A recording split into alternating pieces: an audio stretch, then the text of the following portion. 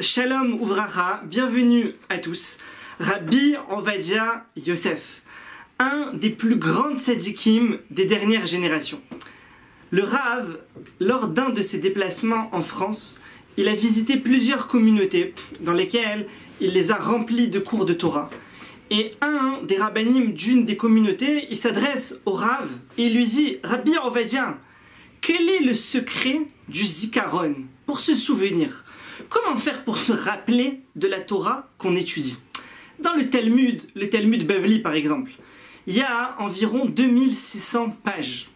Rajoutez à ça au moins une dizaine de commentateurs sur chaque page. Après, il y a la halacha, il y a le midrash, il y a le moussar, il y a le sod. La Torah, elle est infinie. La Torah, c'est une mer infinie.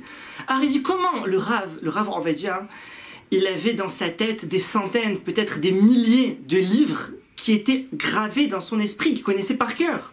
Il dit comment faire pour se rappeler? Or le Rav Ovadia, il lui dit, c'est quelque chose qu'on lit tous les jours dans le Kriyat Shema. Lo taturu achare levavchem ve'achare einechem lema'an tizkeru. Et vous ne vous détournerez pas achare levavchem, derrière vos cœurs, et après vos yeux, les ma'an tizkeru, afin de vous souvenir. Celui qui ne se détourne pas, qui ne détourne pas son cœur d'Akadosh Baruch Hu, de l'étude de la Torah, alors il a le mérite de retenir ce qu'il étudie. Les yeux, chaque image interdite, elle fait oublier à quelqu'un une partie de son étude. Donc il lui dit, le Rav Ovadia, il lui dit, si quelqu'un il fait attention à ses yeux, il fait attention à son cœur, qui ne se détourne pas, alors il aura le mérite de retenir. Il faut savoir que le Rav Ovadia, après s'être marié, il habitait à Yerushalayim, dans le quartier de Boucharem, et il a vécu de manière très difficile. Dans une toute petite chambre, ils étaient au début avec sa femme, un lit, une armoire, une table qui remplissaient la chambre d'un bout à l'autre. Des conditions très très dures qui ont fait qu'il n'a pas eu le choix que de partir en Égypte, puisque là-bas, on lui avait proposé un poste. Maintenant, descendre en Égypte, c'est pas évident du tout. La Torah, elle nous dit qu'il faut plus retourner en Égypte. On est sorti d'Égypte, pas pour y retourner. Il y a un interdit, Minatora, de retourner en Égypte. Alors le Rav, il a écrit là-dessus une réponse ilchatique, dans laquelle il explique que tout l'interdit qui est mentionné dans la Torah de ne pas retourner en Égypte, c'est afin d'y habiter pour toujours.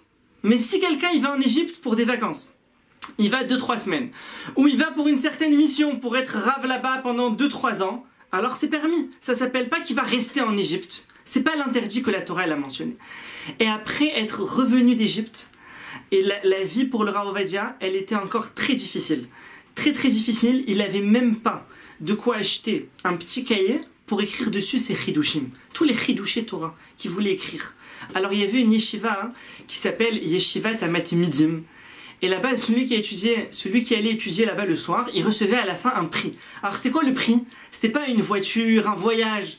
C'était un petit cahier. Il recevait un petit cahier, et comme ça, il pouvait dessus écrire ses chidushé Torah. La rabbinite, son épouse, elle témoigne que des fois, ils vivaient dans des conditions tellement dures qu'ils n'avaient même pas de fourchette pour manger. Donc ils mangeaient à tour de rôle. Ils avaient une fourchette. Ils mangeaient, ensuite elle mangeait à tour de rôle. Et au final, le Rav, même dans toutes ces épreuves, il était joyeux. Comme il y a écrit dans les Pirkei Avot, Ezeon Ashir Asameach Bechelko. C'est qui celui qui est joyeux? C'est celui qui est heureux de son sort. Et le sort de la Torah, celui qui étudie la Torah est le plus heureux du monde. Elle fait la Torah, elle fait oublier toutes les difficultés. Et je vais vous dire, entre nous, il n'y a pas de plus grande joie au monde que d'étudier la Torah, mais encore plus de l'enseigner. D'enseigner la Torah aux autres, c'est une joie énorme. Et le Rav, vers la fin de sa vie, quand il était mondialement connu, alors les gens ils priaient avec lui dans sa synagogue dans le quartier de Harnof. J'ai eu l'occasion de prier là-bas quelques fois. Et les gens, durant les Yamim Noraïm, le jour de Kippour, les Aseret Yemei Teshuvah, ils voyaient le Rav qui faisait la tfila. Et arrivé au vidouille, il disait, on a volé, on a été Mechalel Shabbat, on a mangé sans faire la bracha. Alors une fois ils lui ont demandé, ils lui ont dit, mais Rabbi, tu as volé, tu as Mechalel Shabbat, tu as mangé sans faire la bracha. Pourquoi? Et il pleurait à chaudes larmes. Alors il leur a dit, écoutez, si quelqu'un, il a autour de lui une personne qui ne pratique pas la Torah, et il ne l'informe pas, il ne lui donne pas les bons conseils, il dit, il faut savoir que ça lui est considéré comme si c'était lui-même. Il dit, si quelqu'un il a un voisin, et ce voisin il envisage de mettre son fils dans une école laïque. Qu'est-ce qui va devenir ce fils-là? Où est-ce qu'il va apprendre la Torah? Où est-ce qu'il va apprendre la crainte d'Hachem, l'amour d'Hachem? Où est-ce qu'il va apprendre tout ça?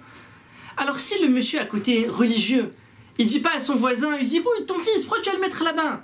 Pense un peu à l'avenir de ton fils. Mets-le dans un endroit où il va recevoir les bases en Torah. Pense à lui, pense à son monde futur. Et si ce voisin, il a rien dit, alors ce fils, il grandit. Et alors en grandissant, il transgresse Shabbat. Il fait pas ses brachot. Au final, c'est qui a aussi une part dedans? C'est ce voisin religieux qui a rien fait pour ça. Alors le Rav Ovadia, il leur a dit, moi aussi, je sens que peut-être que j'ai une part. Peut-être que j'ai pas assez fait pour mes frères juifs. Alors j'ai peut-être une part dans ces avérotes-là, donc je les ressens. Et à l'inverse, celui qui aide son prochain, et grâce à lui, son prochain, il est dans le bon chemin. Alors chaque mitzvah, chaque ma'asim tovim que le prochain il fait, alors Akadosh Baruch Hu, il le compte aussi pour lui. Lui aussi, il a une part dans ces choses-là. Tevorechu mi pia Elion, soyez bénis de la bouche d'Hachem. À bientôt.